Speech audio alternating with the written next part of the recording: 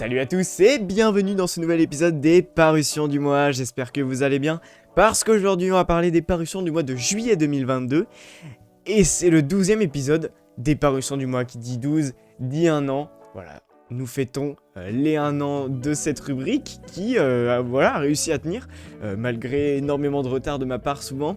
Vous allez vous dire, c'est bizarre, pourtant il n'y a pas eu 12 vidéos pour les parutions du mois, c'est normal, parce que j'avais regroupé certains mois ensemble. Bref, c'est pas le sujet, mais je voulais juste vous en parler rapidement. On va parler donc des parutions du mois de juillet, comme je viens de vous le dire, et ça va être assez rapide puisqu'on a eu que 3 dates où il y a eu des parutions, et on se retrouve avec 1, 2, 3, 4, 5, 6 parutions pour ce mois de juillet, donc voilà. Comme pour le mois de juin, ça risque d'être assez rapide. On commence tout de suite le 6 juillet avec la parution du 2e tome de la série, enfin de la trilogie plutôt, Étoile perdue. Il s'agit donc de la réédition au format manga du roman de Claudia Gray du même nom.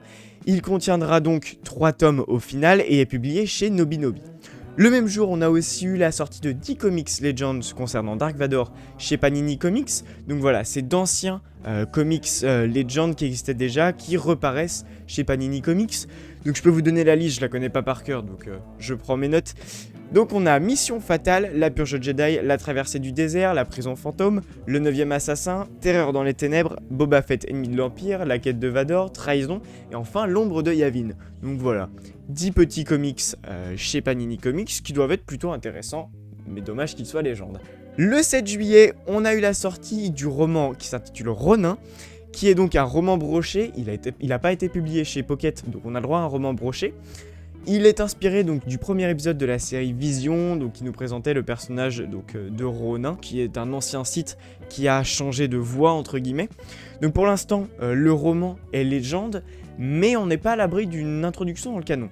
Parce que voilà, ils insistent quand même pas mal sur son personnage, donc pourquoi pas une introduction dans le canon. Et c'est publié chez Outre-Fleuve. Le 13 juillet, on a eu la sortie du tome 3 de la série Bounty Hunter 2020, qui regroupe donc toutes les issues de la série Bounty Hunter 2020, qui était dans le crossover donc War of the Bounty Hunter. Donc il s'agit des issues 12 à 17. Le même jour, on a aussi eu la sortie du comic 100% Le Monstre du Pic du Temple, qui est un comics de la Haute République qui se concentre sur le personnage de Théoric. Donc c'est un one-shot, il n'aura pas de suite. Enfin, la suite de l'histoire de Théoric est un peu le roman L'Orage Gronde, vous le verrez, enfin vous le savez si vous l'avez lu. Et je pense que le personnage sera réutilisé par la suite. Et donc c'est publié chez Panini Comics. Et pour finir, on a eu la première partie de l'adaptation de la saison 1 de The Mandalorian au format comics chez Panini Comics. Je sais pas encore combien il y aura de comics concernant donc cette adaptation. Je vous en dirai plus dans les mois à venir quand on aura la suite.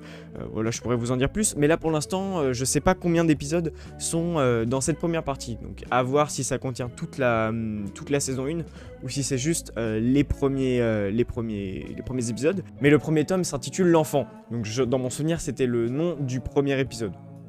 On verra bien. Je vous en reparlerai par la suite.